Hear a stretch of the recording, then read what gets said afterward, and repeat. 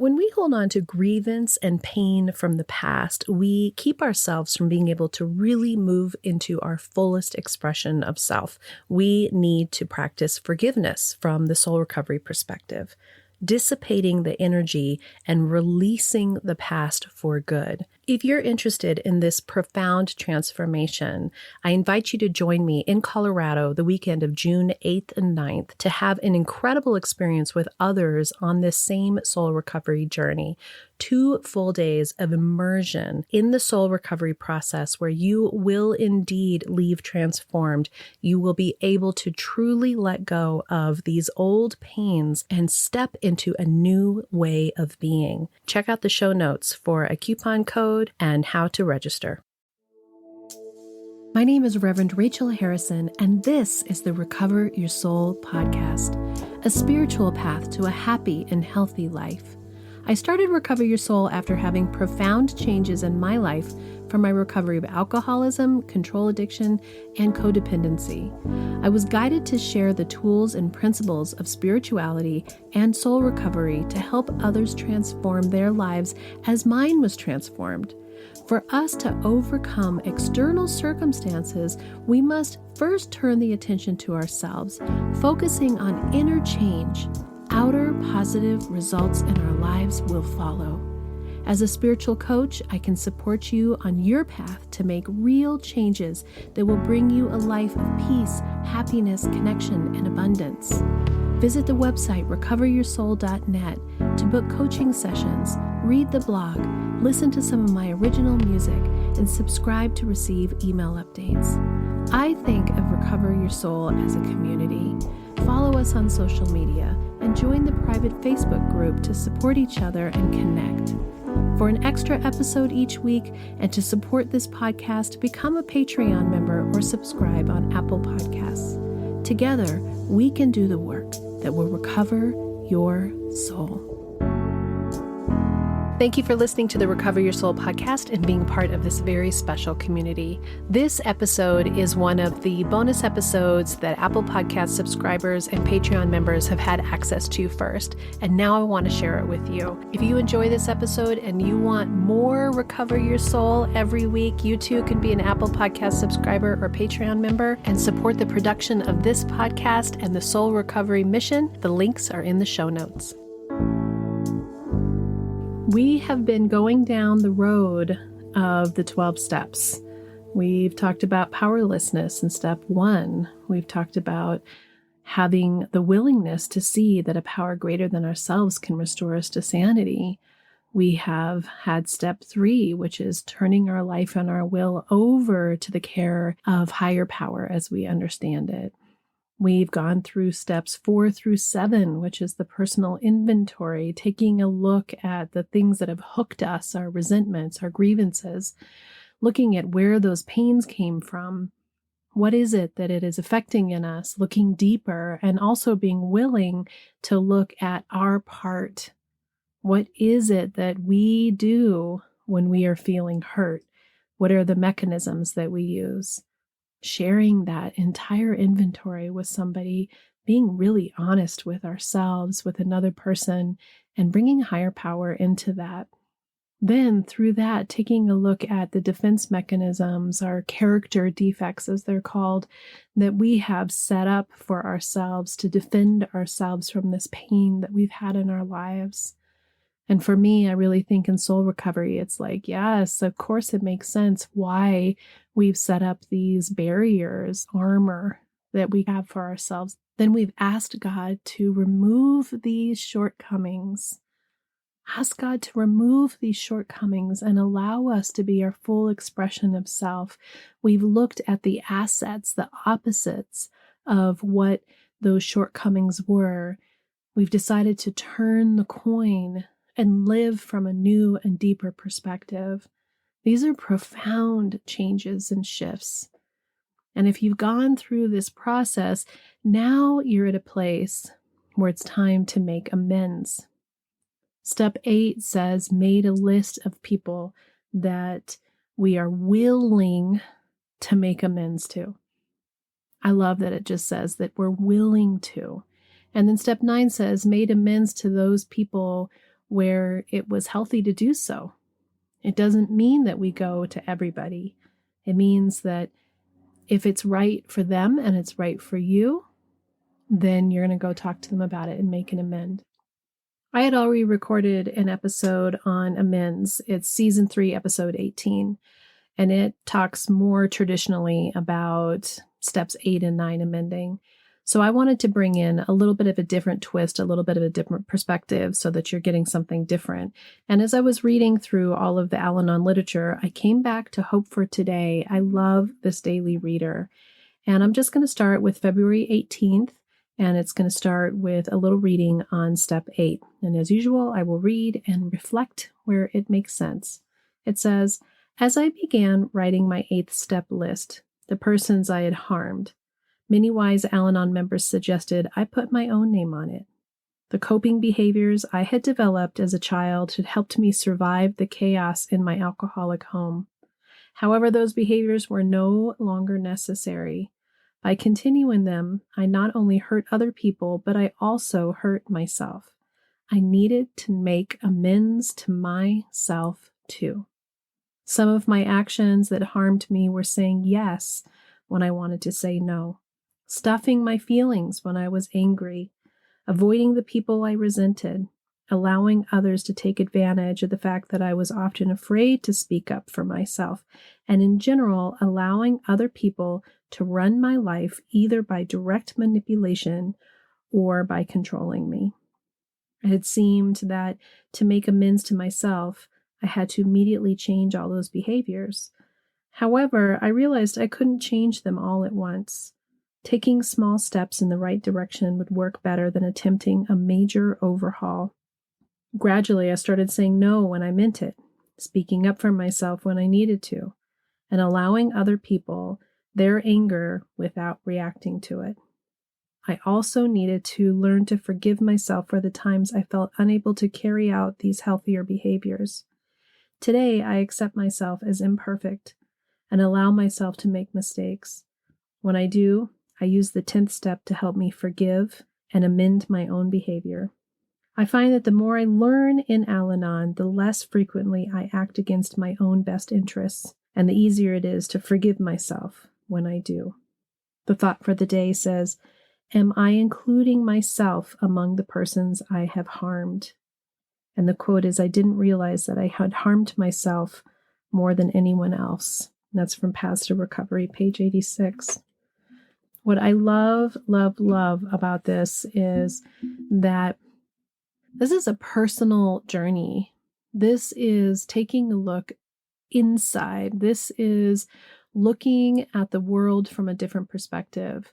And that for most of us, for most of our lives, we've expended so much time and energy looking outward for approval, for us to feel loved, for us to be given what we think we need. We've looked for other people to provide us happiness. We've looked outside of us. And so, yes, it's important when we're doing this work to look at people that we've harmed. But for a lot of us that are here because of Al-Anon, because of codependence, because of this enmeshment we have with people, it's not like we've left a lot of wreckage out there. It's more that we lost our way. We lost ourselves. We lost our ability to have clarity between what is them and what they need, and what is me and what do I need.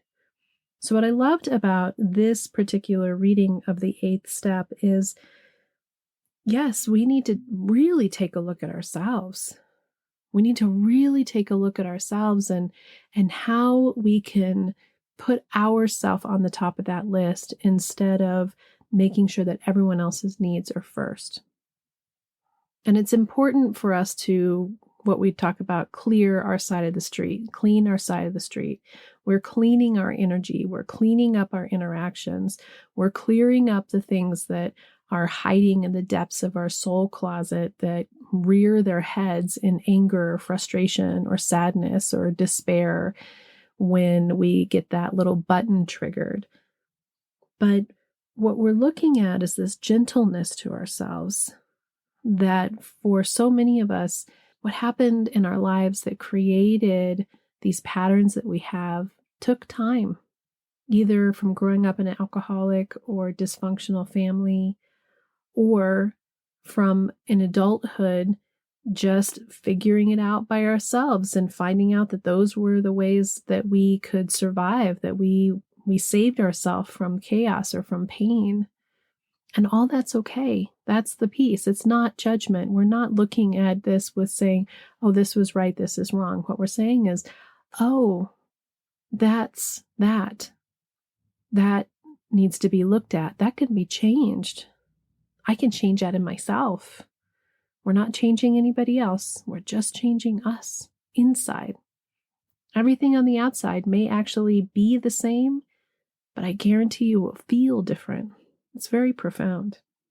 And that we often do not speak honestly with people because we're so concerned about upsetting somebody or saying the wrong thing or not being loved or not being accepted.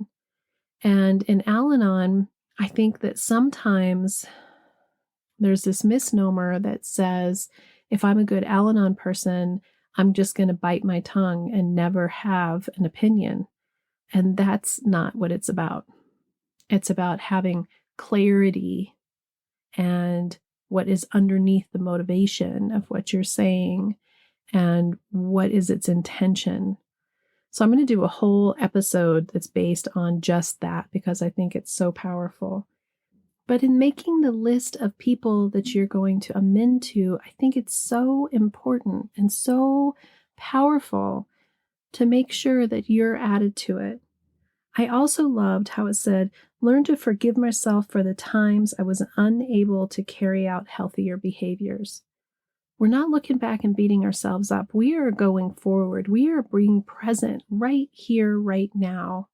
We are working on being more mindful of this exact moment and making the choices in this exact moment and not getting too caught up in the future, not getting too sucked back in the past. Just being here now. For step 9, I went to the November 28th page, and it read, my parents didn't know I was angry with them because I was a good kid. I felt angry about the drinking and the constant chaos, but I never said anything. Again, we're on that voice, that sharing what you really think. I swallowed my resentment, thinking either my needs would go away or my parents would change, and of course, neither happened.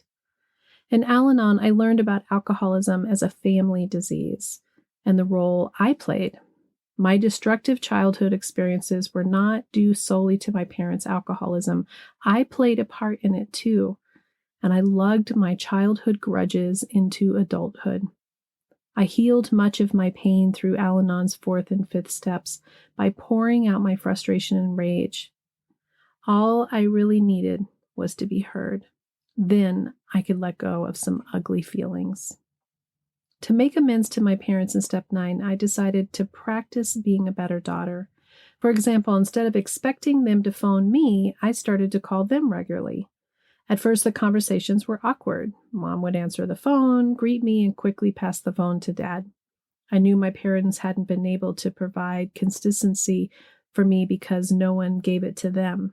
I, quote, let it begin with me, end quote. By calling them with the same reliability I yearned for as a child. Now when I call home, Mom seems more comfortable talking with me. We enjoy much longer conversations before she hands the phone to Dad, and sometimes she even asks for the phone back so we can talk more. Thought for the day. When I take my parents' inventory, I hold grudges and sink deeper into my disease. When I take my inventory and make amends, I grow, learn, and love them more deeply. The quote is, let me remember that the reason for making amends is to free my own mind of uneasiness. And that's from Al-Anon is for adult children of alcoholics on page 16. The reason why I picked this one was because sometimes the making the amend is a living amend. And I know for me, that has been a big part of my recovery is I have gone and had conversations with the people that I felt needed to have an amend, that I felt that I had harmed them. But a lot of what I'm doing is just being more conscientious of living from this place of let it begin with me, letting go of the if they would be like this, then I would be happy, and coming from the place that says, I am going to be the one that demonstrates the most intentional way of being in this relationship. I'm going to be the one to demonstrate love. I'm going to be the one to demonstrate forgiveness. I'm going to be the one to be present here now and connected to source and let go of the need for them to be something else. I also really appreciated in this one that it talked about how we swallow our resentments. We, as children, and especially as children, but as young people and as we're growing up, we have these feelings and we just swallow them and hope that they're going to go away or that the other people will change. And of course, that's not what happens. Really understanding that dysfunction and addiction is prevalent in the families down the lineage helps to understand that we can have compassion for the people who had not been given what they needed, that they were given these tools that they continue to use, these dysfunctions that they continue to use to the best of their ability. And that for the most part, there's definitely some people who made other choices of how they treated people. But for the most part, most of our parents were just doing the best they could with what they had to offer. Now, it doesn't make what happened, quote unquote, okay. What it just says is if we can have compassion, if we can stop taking an inventory, as they say, of the people around us and figuring out all the things that they do wrong, all their resentments, here's what they need to look at, here's what they need to do, and keep that attention on ourselves, continue to work these steps and process for ourselves what happens inside of us. That's what I love about the fourth and fifth step is writing it all down, having clarity about it, and then allowing it to come out in a healthy way with somebody who can hear you and not judge, cannot jump on your bandwagon and your ego, and to allow God into it, to just let it come out. And this living amend part is also for yourself, just like we talked about in step 8 in the last reading. That living amend not only is for the people around you, but it's for you. And how can you be gentle and kind to yourself? How can you treat yourself in the way that is best for you? So I love that she really talks about how she wanted more communication with them. So instead of being bitter that she's waiting for them to call, she goes ahead and makes the call, and then she makes a decision that it's going to be consistent. So where in our lives, so especially with the people that we love, can we put the battle down, as I say, the emotional battle down, and stop waiting for the other person to be for us who we want them to be, and take the step to be who we are and share that with the people in our lives. I love the final quote. Let me remember that the reason for making amends is to free my own mind from uneasiness. When we can look somebody in the eye and make an amend and say, I'm sorry for hurting you, even if there was a whole bunch of stuff that they did, right? I mean, even if they were spewing out all kinds of vile and horrible things at you, this isn't about you getting amend from them. This is about you being the one that comes forward with, let it begin with me. So we react to what's happening in front of us. And so when we can take responsibility for our part, letting go of their part, and look at somebody and say, I am genuinely sorry for how I handled that. I'm sorry if that hurt you.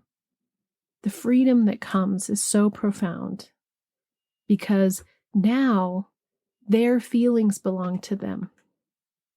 Now, how they continue to internalize it, how they continue to project it is their work to do.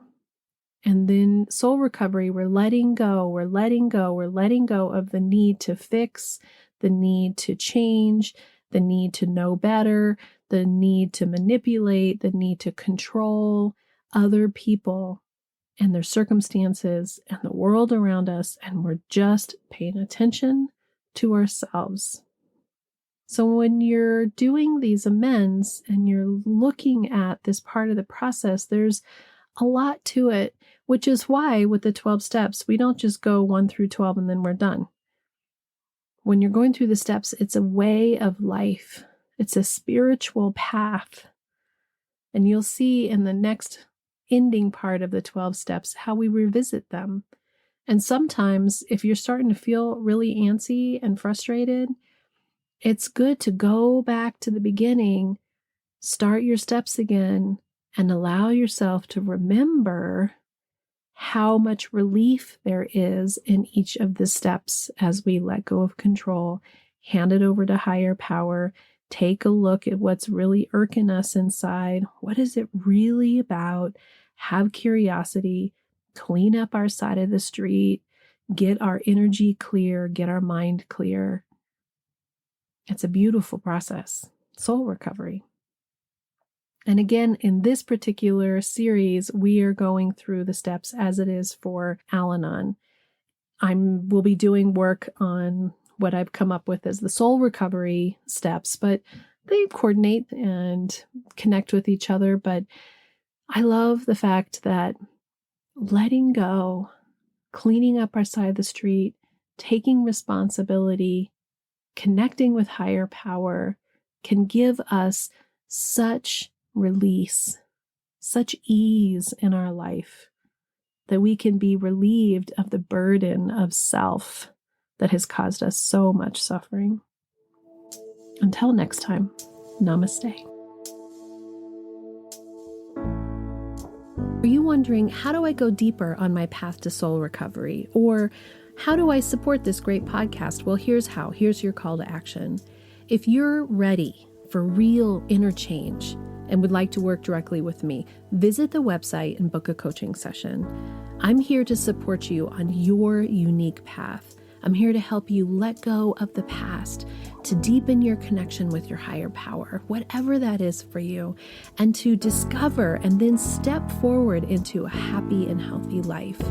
You can also become part of our soul recovery community. One way is to join the support group. It's the first Monday of every month. It's by Zoom from 6 to 7 p.m. Mountain Time, and you can register on the website to get your Zoom link. Recover Your Souls on social media. Of course, there's Facebook, Instagram, TikTok, lots of ways to connect, and there's even a private Facebook group that will allow for more communication and conversation about soul recovery. There is also an extra bonus episode every Friday if you are an Apple Podcast subscriber or Patreon member. I'd also love all of the listeners to subscribe on the website so that I can keep you informed on what's going on with the podcast, the community, with me, and anything that's up and coming and new and great about soul recovery. Also, if you just take a little bit of time to give me 5 stars, a quick review, and to share the podcast with your friends and family, we're helping even more people to have soul recovery in their lives. If this podcast is providing you spiritual nourishment and inspiration, thank you for going to the website and pushing the donate button, whatever donation feels right to you.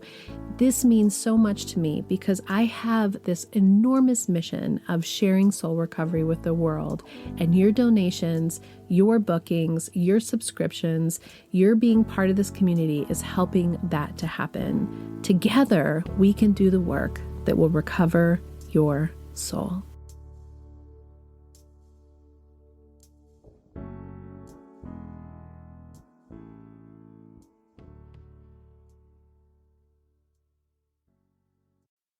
The Recover Your Soul podcast and its content is for educational purposes only and is not allied or representative of any organizations or religions. It's based on the opinions and experience of Reverend Rachel Harrison. Recover Your Soul claims no responsibility to any persons or entity for any liability, loss, damage, or cause alleged to be caused directly or indirectly as a result of its use. Applications or interpretations of the information represented herein. Take what you need and leave the rest.